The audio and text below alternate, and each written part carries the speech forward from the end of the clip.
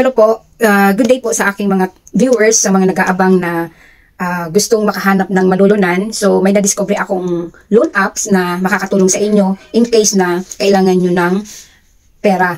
Dito po sa na-discover ko na loan apps, trinay ko talaga siya para ma-share ko sa inyo para doon sa mga naghahanap ng mga emergency fund na kailangan nila yung budget or mga emergency na pangangailangan. So itong loan apps na ito ay si Mabilis Cash. So lagi itong dumadaan sa aking Facebook at sa aking YouTube sa mga ads. So trinay ko siya kasi tiningnan ko talaga kung ano yung makikita ko dito. So ngayon, trinay ko siya, nag-active ako dito sa loan apps na ito, sa Mabilis Cash. Then ang offer nila sa akin, first offer nila sa akin is 3,600. So kinash out ko yun, trinay ko, i-loan ko, then payable for 4 business na pag-pay. So ngayon, nung niloan ko siya nung April 12, so ang aking first payment is May 1. So ngayon, ang babayaran ko dito sa aking first payment, kasi 4 payment ang pinili kong babayaran para mas konti. So sa 3,600, ang first payment ay 1,017. Ang pangalawa ay magpe-payment ako ng May 16. Then so on and so forth kasi binigay dito. So ipa-flash ko po dito. Tingnan niyo na lang dito sa aking linagay kung anong days niya payment. So by days lang siya, pero usually makakatulong na din sa mga naghahanap ng emergency fund. Ngayon yung first payment is 1,017, second payment is 1,017 uli, at third payment is 1,017 uli. Tapos ang last payment is 1,020. So i-compute nyo kung magkano yung napunta sa bali dito sa or kaya ang interest nila. Makikita mo dyan kung ilan yung interest na pinapasok sa kanila. So yung 3,600 na niloan ko ay pagbabayaran ko siya ng 4 na beses ng 1,017 at ang last payment is 1,020. So pero maikli lang yung duration niya.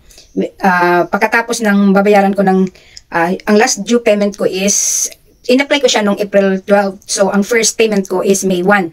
Then, the next payment is May 16. Then, every 15 days po ang pagpe-payment ng hiniram kong pera na pagbabayaran ko ng apply ko po siya para po malaman ko at ma-succeed ko, kasi kung ibibigay ko sa inyo itong loan apps na ito at hindi ko na-try, so hindi natin masusubukan kung ilan yung interest. So, doon sa 3,600 na binigay nila sa akin is ang payment niya 4 na beses. So every 15 days ka magpe-payment ng na-loan mo.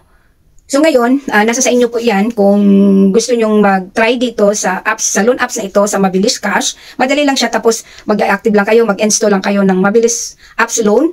Then pagkatapos po, hanapin nyo lang Mabilis Loan, titingnan nyo lang dyan sa Play Store. Then pagkatapos nyo pong i-download nyo, pagka-download nyo, i-activate nyo po, maglalagay po kayo ng information, may mga katanungan, numbers, number nyo na matagal nyo nang ginagamit, na naka-registered sa inyo, yun po ang pinaka-need. Tsaka kung matagal na pong naka-registered ang inyong phone, so mas better na mas malaki ang offer siguro sa inyo. Tapos kung halimbawa may trabaho kayo, depende po sa ilalagay nyo, kung may trabaho kayo, malaki ang sweldo nyo, siguro malaki din ang offer, kasi sa akin kasi, ang linagay ko lang yung online seller lang ako at trader. So tinatanong din nila kung magkano yung income ng iyong nakikita or business, tinitingnan nila kung magkano yung kita. So pag once na na-activate mo na, kasi ako kasi hindi ko muna siya inactivate ko lang siya, then yung offer nila sa akin is 3,600. So pinabayaan ko lang po muna. So ngayon, nakabinbin na yun sa aking cellphone, sa aking naka-open na siya, naka-active lang apps. So tinigilan, inano ko na muna kasi hindi ko muna siya kinuha. Then after 5 days na naka-install na yun sa akin at naka-activate na ako doon, pero nandun pa din yung credit limit, hindi ko pa niluloan. So ngayon may tumawag sa akin yung sa Mabilis Cash na, ma'am, i-try ko daw yung Mabilis Cash, yung ganun-ganun, magkano bang kailangan kong offer, yun. So parang ano din ako para mai-share ko din sa inyo kung yung mga naghahanap ng mga emergency funds na mga kailangan nila. Kasi marami kasi sa akin nagtatanong, hindi kasi ako yung nagpapaloan, ako po ay nagtitrade lang. So trade lang po ako. So sa mga gusto pong magsubok, i-try nyo po yan. So disclaimer lang po, hindi po ako nag-endorse nitong loan apps na ito, at wag po kayong uutang kung hindi po kailangan.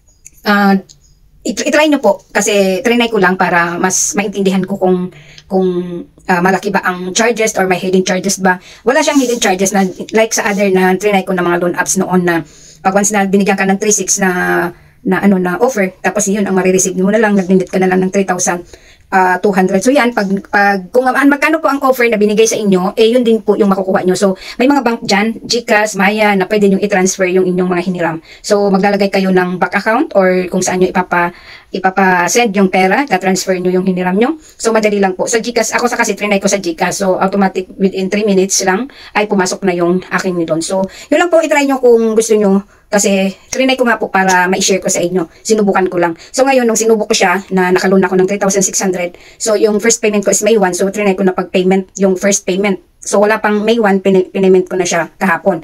So ngayon, ng April 27. So nag-offer uli sila nag-offer uli sila sa akin ng credit limit. Ito na yung 5,000 plus. So hindi ko na po siya muna kukunin unless na kung halimbawa mga emergency, yun lang po ako magano. Pero itong 3,600, trinay ko po siya para po ma-share ko sa inyo kung paano po i-update or paano ko po malalaman kung ilan ang interest or may mga hidden charges ba. So may kaltas ba na mag-send sa'yo, ganito na lang. Halimbawa, nag-loan mo 3,600 tapos ang nasend sa'yo is 3,200 or ganun. Kasi mayroon dati kasing loan apps na ganun na binabawasan na nila ng mga may charge pay, ganun, mga charge na inaano nila dyan, mga hidden charges. Pero yung iba yung pakakaintindi nila na iba yung sinasabi nila minsan na pag once na hindi ka pa naka-loan, yun makikita mo na ganyan yung mga ads nila. Pero kalaunan, pag yung ikaw na talaga ang actual na maglo-loan, so magsisisi ka na dun kasi may malaki na ang bawas, then malaki pa yung interest. So ito i-try nyo para makatulong sa inyo doon sa mga nangangailangan or sa mga nakailangan ng funds or kailangan ng pangbayad sa hospital o pangbili ng gamot or mga pangbayad nating mga bills sa bahay, tubig, ilaw, ganun. Kung wala pa tayong sahod, pwede po nyong i-try ito. So yun lang po, maraming salamat sa inyong panunod.